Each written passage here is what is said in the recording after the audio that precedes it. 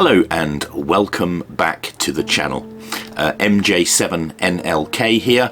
Apologies for the delay in posting this video, but we've been down with a rather nasty virus that's been going around, which has knocked me and the family out for almost a month now.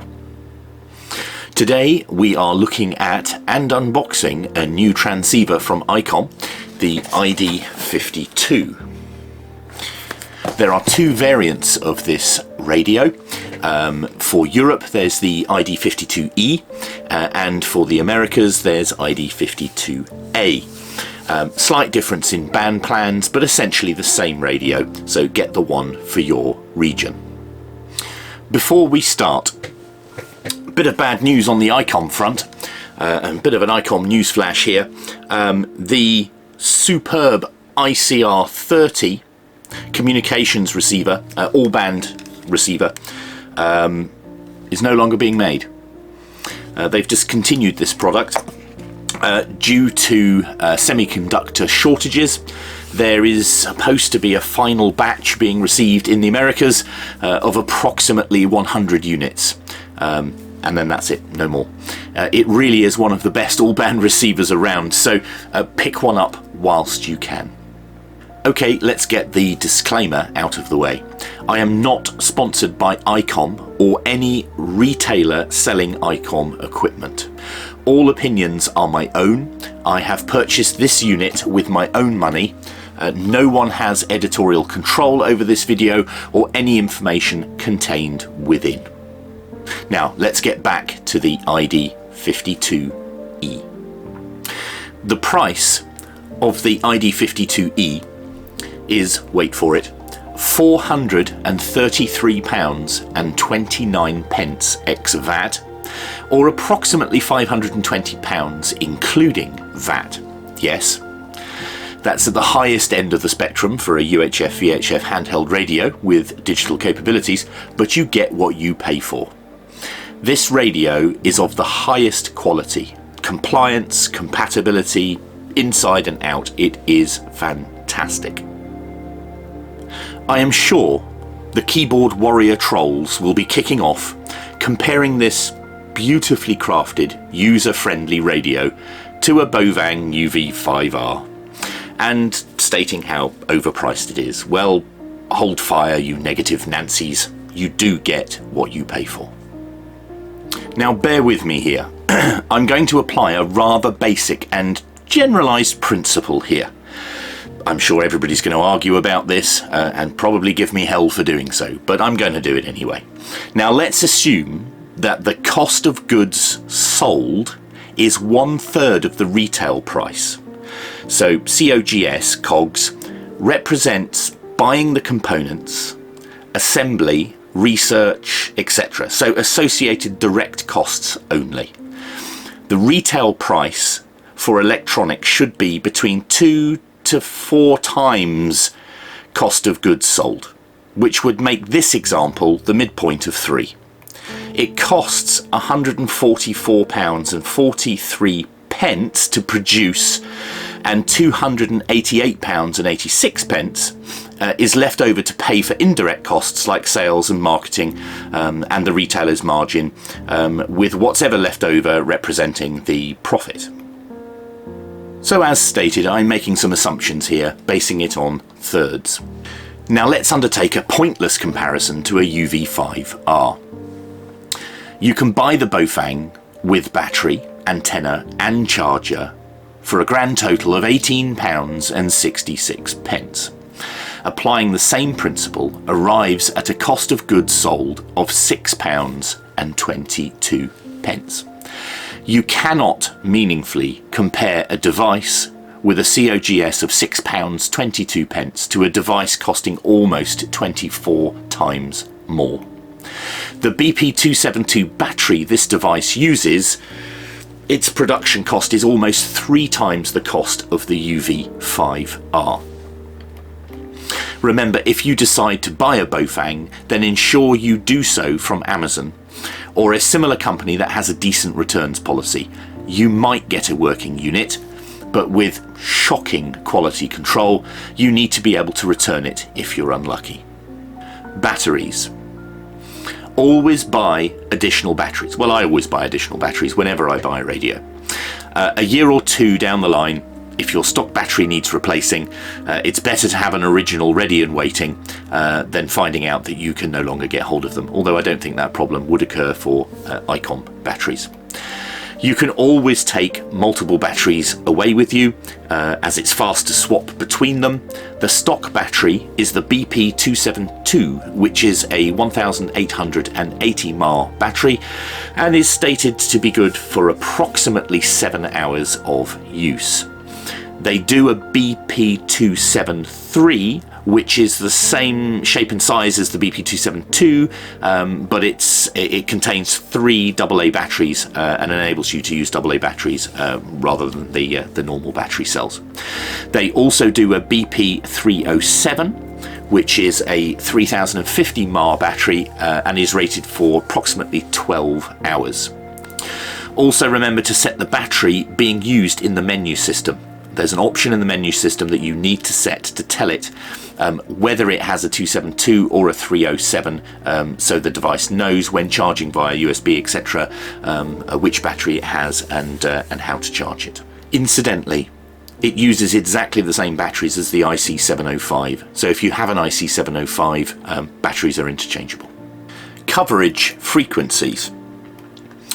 So the device transmits 2 meter VHF, 70 SEMS UHF, from 144 megahertz to 146 for the EU version, or 144 to 148 for the USA version. 70 SEMS, you're looking at 430 megahertz to 440 megahertz, or 430 to 450 for the USA. The A band and B band on the device, the multiple receivers. The A band does 108 to 174 and 225 to 479. The B band does 137 to 174 and 375 to 479. It also does broadcast FM from 76 megahertz to 108 FM. Power output. The system has multiple power output modes, starting at super low, which is 0.1 watt, low 1, which is 0.5 watt, half a watt, low 2, which is 1 watt, mid, which is 2.5 watts, and high, which is 5 watts. Okay, we're going to have a look at the main features now of the ID-52. This radio supersedes the ID-51E plus 2. It's a VHF-UHF dual-band digital transceiver with FM broadcast radio. It's analog, VHF-UHF, and digital D-Star. It has a double conversion super heterodyne receiver and a 2.3-inch transflective colour display, which is really good for viewing in direct and bright sunlight. 320 times 280 pixels. Bluetooth communications, also allowing remote control of the radio. Bluetooth version is 4.2. Maximum number of paired devices is 7. Default passcode is 0000. It has a built-in GPS GLONASS receiver, a really great waterfall scope, airband reception, 50 ohm SMA connector antenna, can be charged via USB, micro, not USB-C, micro SD 2GB or micro SD HC up to a maximum of 32 gigabytes. It has simply amazing audio transmit and receive, to the extent that you cannot tell it's a handheld device. The speaker now outputs 750 milliwatts, which is up from 400 milliwatts on the ID-51. The device also has IPX7 waterproof construction, which is 1 meter depth for 30 minutes. It weighs 330 grams with the BP272 battery and antenna fitted. It has improved heat dissipation for stability, It has 1,000 memory channels in 100 groups. It has 2,500 repeater memory channels in 50 groups, 500 FM radio memory channels in 26 groups, and GPS memories, it has 300. Wait, I hear you cry. This isn't an ID-52E. No, it's the ICR30's box. I just wanted to show you how boring the ICOM boxes are. This is the ICR30's box. Just put that to one side. And this is the ID-52E's box. Most ICOM equipment comes in this sort of brown box with a little bit of printing on it. But I guess I'd rather they spent the money on the device rather than a pretty box that you'll only see once or twice. So let's crack on and let's open this and see what's inside.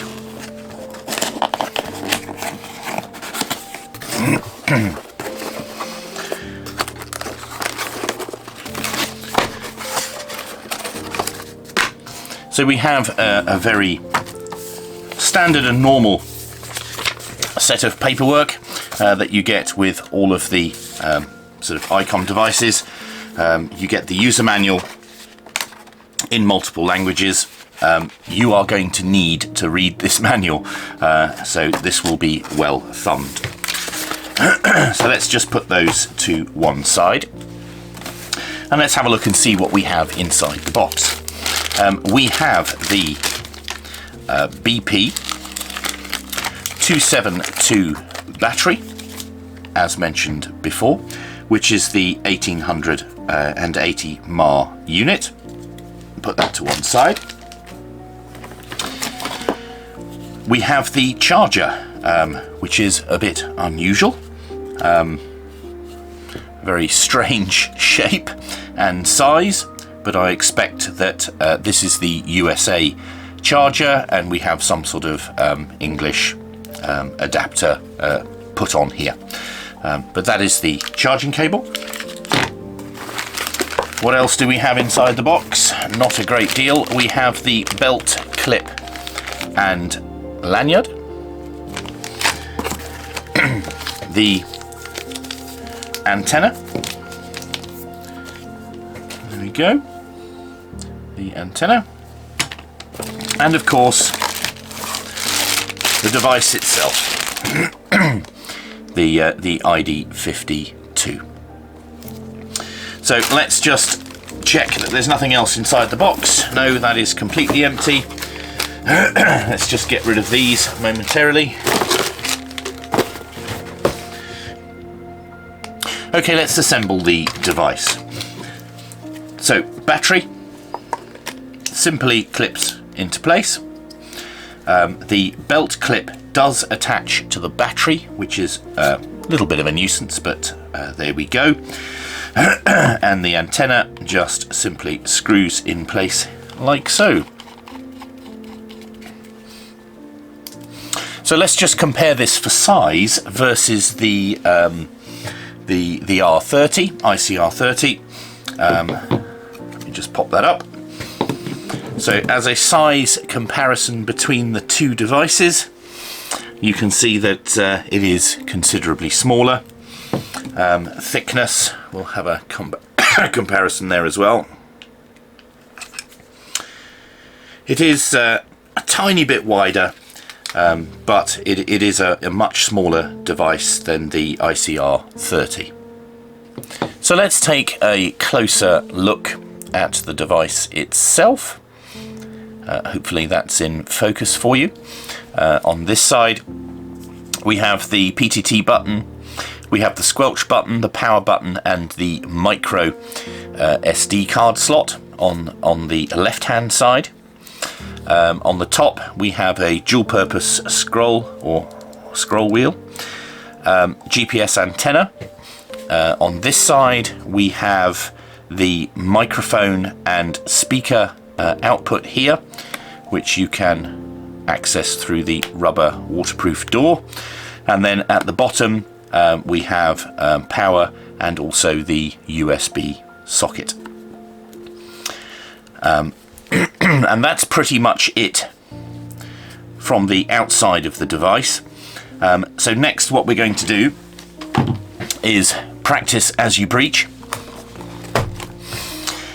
We have the additional BP272 spare battery. I always buy a spare battery just in case we have it. I apologise for clearing my throat all the time, but we are still not completely recovered from this virus. So this is the charging station that comes with this device. Well, it doesn't come with the device, you have to purchase it additionally, but it is the one for this 52. And I wanted to see if this charging station would take the larger battery, which I don't suspect it will. But just for information, it is a BC202IP3L desktop charger. Let's put that to one side and we'll have a very quick look at this. It looks very, very similar to the ICR. In fact, I wonder if it would fit the ICR30. It looks very, very similar. No, it will not fit, but it does look similar. And let's have a look. So that definitely will not take the 300 series of larger battery. The charger itself here, oh, it might do actually. I'm going to buy one and we're going to find out. But it's actually clipping, the battery is clipping directly into the charger rather than the radio itself. So if the radio projects out of the front, it shouldn't make any difference. So anyway, I have two of the 272 batteries, and that works perfectly fine for the radio. I will get one of the larger 300 series batteries, but they are considerably thicker, and hopefully it'll work in this cradle as well. And along with it, we actually get a proper UK plug, which is fabulous. So I don't have to use this monstrosity. So that will be that, if I can get it in. That doesn't fit very well, but it does go in. So that's it for the quick unboxing of the ID-52. So to download the software to control the ID-52, you should head over to the ICOMJapan.com link as shown, and then if you go to the firmware driver page and then enter the model ID-52, that will display three items: the programming software CS52, the USB driver, and the firmware for the current release. My device is already running 1.22, so I don't need that. So to download the software, just click on this link and I'll open it in another tab just so that we can get back to where we were.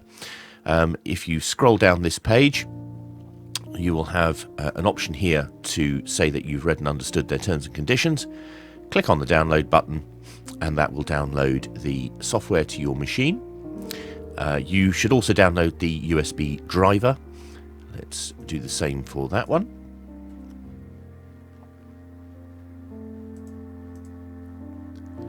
And we've downloaded that to the machine.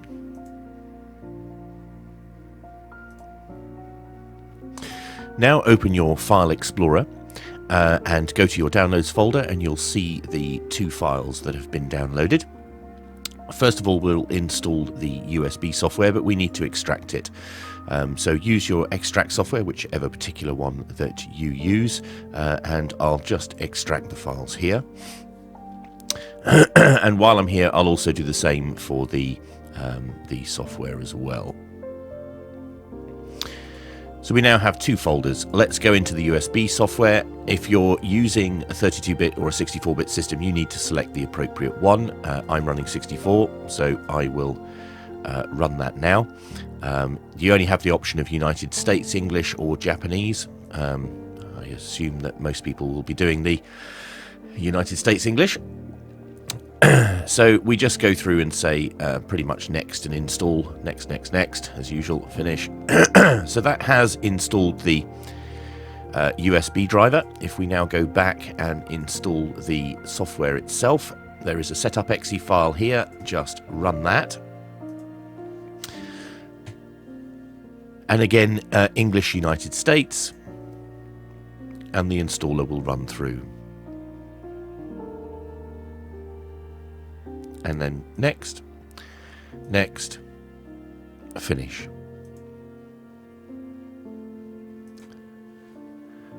So once the software has installed, you will have a new icon on your desktop.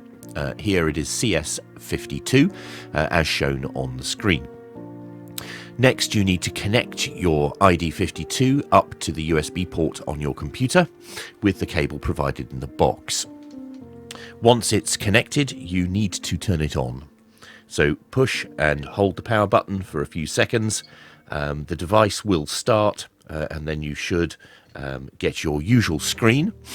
Once you've done that and the device is functioning, open up the software. You'll have an initial setup screen as shown.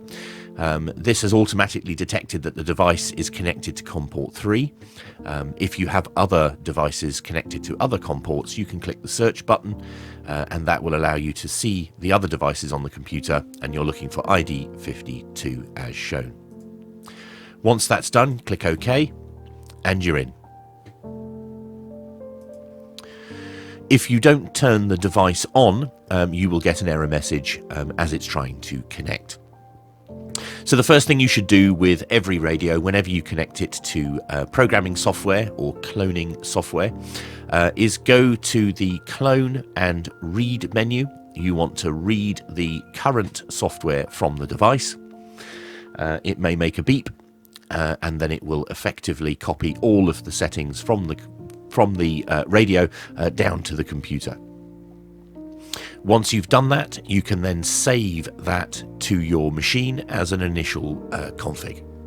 To do that, you say File, Save As, excuse me, and then you can select a file name and click Save, and that will be your stock standard original configuration. On the left-hand side, you can see all of the available options for the radio. If we go to Common Settings and click on that, you'll see on the right-hand side that you can adjust and view all of the settings, pretty much all of the settings from the menus of the device. You can scroll through these and make any adjustments as necessary.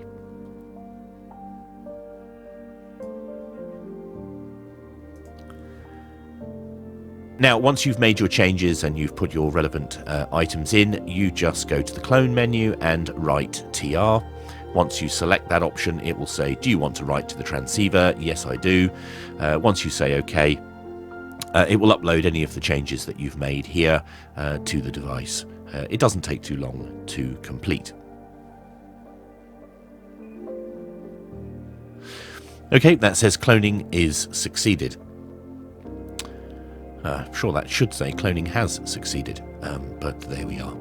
The device makes a little beep, and it tells you on the screen that you must turn the device off, the radio, and then turn it back on for this configuration to effectively get loaded. So just push the power button for a second or two, and then push the power button again, and it will go through its boot up sequence.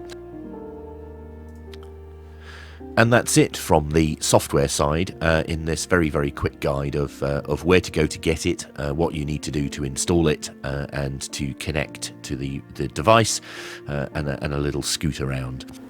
Okay, so looking at Airband, I'm trying to get to 134.680, which is the Jersey Airport ATIS system, and the device will allow me to step between 666, unlucky number that one, and 691.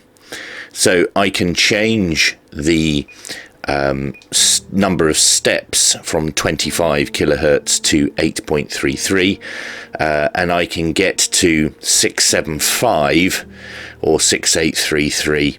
I can't get to 680, but I can get pretty close, and I can. Jersey Airport information. I can pick that up. I'm not going to broadcast Airband. I would assume that the ATIS system would not be an issue, but where the ground and the tower communications would be, but I'm not going to risk it. So you can see from this that if you're wanting AM or AM narrow, then effectively the maximum or the minimum number of steps is 8.33. If you want 1 kilohertz steps, etc., then you're not going to be able to achieve that on this radio. And we'll also have a look at the band scope, which you can get from pressing the quick menu. If you go to band scope and then do a continuous sweep, you'll see the waterfall starting to fill out, and you can see the Jersey ATIS system reflecting there on 134.680. And it's very simple. You just use the dial at the top to switch the frequencies. In fact, it's probably easier here to set the stepping to 25 kilohertz so that it steps in larger blocks. The waterfall will continually fill, and then it's a little bit easier to step down through the frequency and let the waterfall repopulate.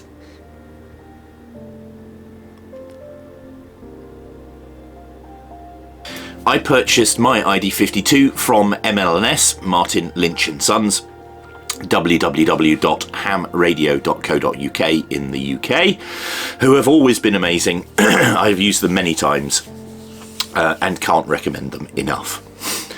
You can also purchase the ID-52 from Moonraker UK, which is www.moonrakeronline.com, should you wish to check there. Stock availability is rather short, so people who ordered these on pre-order will have received their December shipments, but outside of that, you're just going to have to shop around. The conclusion. My goodness, it's expensive. However, it's waterproof, has decent Bluetooth, GPS, the best audio for a handheld in the business, the waterfall scope, airband receive, charging and device control via USB. You need this radio. Go and buy it. Thank you for watching. I hope you found the information in this video helpful. If you did, then please help the channel out and like the video and subscribe. Always happy to hear from genuine viewers and like-minded hams. Let me know if you have one of these radios and your thoughts and experiences in using the radio. And I'm sorry this video took quite a long time to do, having to cut between coughing fits. So hopefully in the next one, it'll all be a little bit smoother. So thank you and take care.